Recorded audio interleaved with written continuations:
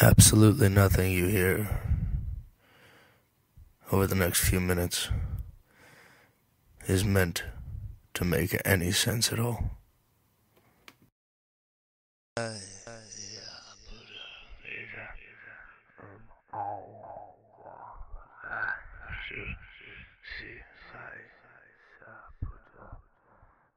I woke up in a 3-bedroom apartment I was renting with 2 others, and one of the others woke me up and said, "There's a call for you," on the telephone. So I stood up groggy and walked my way out the bedroom door to the kitchen, which had steps leading up to it.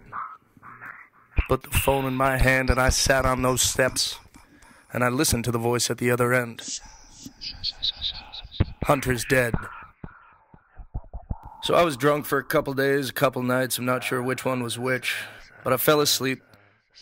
And when I woke up naked, I knew where I had just been. I knew what I'd just gone through.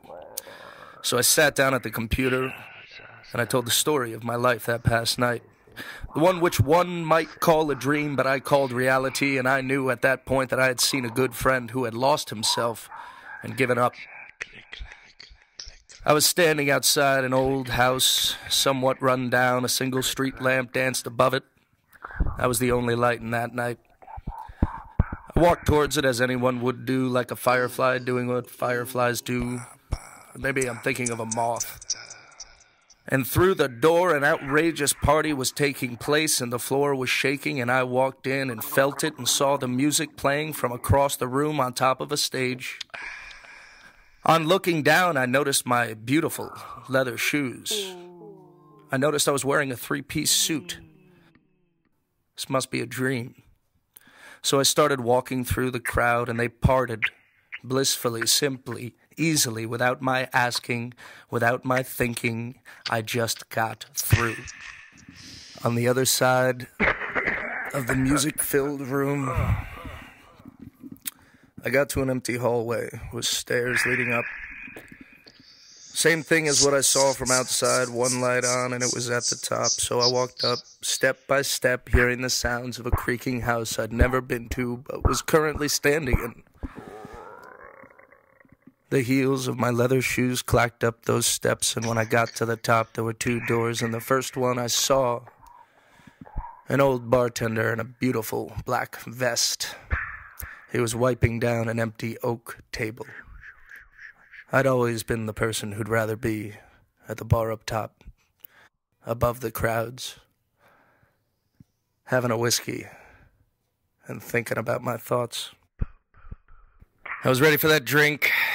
Went up, put my hand on that bar, and the bartender looked at me, and before I could say a single thing, I had a vicious slap upon the flat part of my upper back. I turned around to see Hunter S. Thompson. He looked at me as though he'd been waiting. He pointed to a small table right in front of a foot-high stage with a piano player playing jazz. On that table was a bottle of whiskey and 2 glasses. Somehow I'd finally found that moment where he and I both recognized that we'd known each other for a very, very long time. He poured us shots of whiskey, 3 at a time, filling up small glasses to the brim. To the rim. Rimmy brimmy. Then he lit up a joint and emptied the bottle. 2 more equal pours. I asked if he was okay. He smiled and passed me the joint. I took a hit. I exhaled. I looked up. I watched the smoke spread. I passed it back to him. And then I woke up. The entire reason that this is important to get out there and important to say is because I was honestly a very, very strange child. It was what I was. I couldn't hide it. I couldn't deny it. Thankfully, I found truth in books. Hunter's words, his life, showed me. It displayed competency in the insane. It showed how one can be strange and still succeed, how one can even make a living at it. I was blown away by that, and I was taken aback the day he ended it. As I say to people I know, who I can sit silently with, think of what we've done and the thousands of years our souls have been paired up.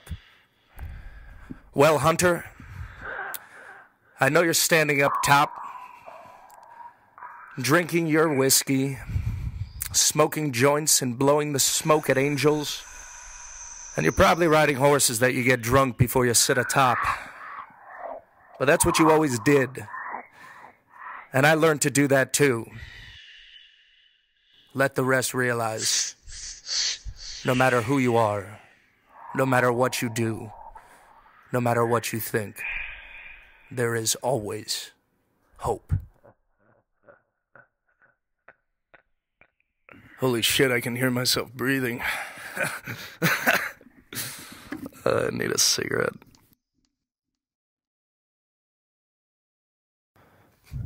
You just went and watched a Modern Monk film.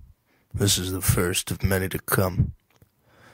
But this one in particular is dedicated to a lost soul, a legend, a friend, to the nameless cowboy who loved his Chevy, his horse, and his women.